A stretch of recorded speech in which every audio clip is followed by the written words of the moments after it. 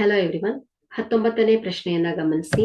5 minus root 2 ಒಂದು ಅಭಾಗಲಬ್ಧ ಸಂಖ್ಯೆ ಎಂದು ಸಾಧಿಸಿ. ಸೊ ನಾವಿಲ್ಲಿ ಪ್ರೂಫ್ ಅನ್ನ ನೋಡೋಣ. ಸೊ ಇಲ್ಲಿ ನಾವು 5 ಮೈನಸ್ ವರ್ಗಮೂಲ 2 ಒಂದು ಭಾಗಲಬ್ಧ ಸಂಖ್ಯೆ ಎಂದು ಊಹಿಸ್ಕೊಳ್ಳೋಣ ಮಕ್ಕಳೇ.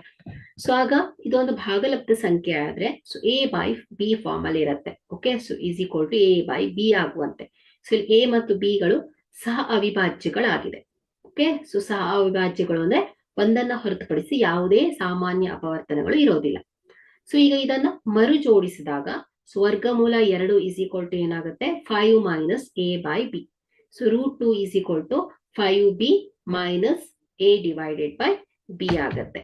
ಓಕೆ, ಸೊ ಇಲ್ಲಿ ಎ ಮತ್ತು ಬಿ ಗಳು ಪೂರ್ಣಾಂಕಗಳಾಗಿರೋದ್ರಿಂದ so 5b minus A divided by B ಯು ಭಾಗಲಬ್ಧ ಸಂಖ್ಯೆ ಆಗಿದೆ.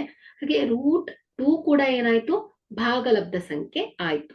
ಆದ್ರೆ ಈಗಾಗಲೇ ನಾವು ಪ್ರೂವ್ ಮಾಡಿದ್ದೇವೆ ವರ್ಗಮೂಲ 2 ಒಂದು ಅಭಾಗಲಬ್ಧ ಸಂಖ್ಯೆ ಅಂತ ಹೇಳ್ಕೊಂಡು. ಓಕೆ, ಸೊ ಅದೇ ಇಲ್ಲಿ ವರ್ಗಮೂಲ 2 ಒಂದು ಭಾಗಲಬ್ಧ ಸಂಖ್ಯೆ ಎಂಬ ಸಂಗತಿಯು ಸತ್ಯ ಸಂಗತಿಗೆ ವಿರುದ್ಧವಾಗಿದೆ ಅಂತ ಆಯ್ತು. ಸೊ ಹಾಗಾದ್ರೆ ಇಲ್ಲಿ 5 ಮೈನಸ್ ರೂಟ್ 2 ಒಂದು ಭಾಗಲಬ್ಧ ಸಂಖ್ಯೆ ಎಂಬ ನಮ್ಮ ಊಹೆ ತಪ್ಪು. ಸೊ ಹಾಗಾದ್ರೆ ಇಲ್ಲಿ 5 ಮೈನಸ್ ರೂಟ್ 2 ಒಂದು ಅಭಾಗಲಬ್ಧ ಸಂಖ್ಯೆ ಆಗಿದೆ. Thank you.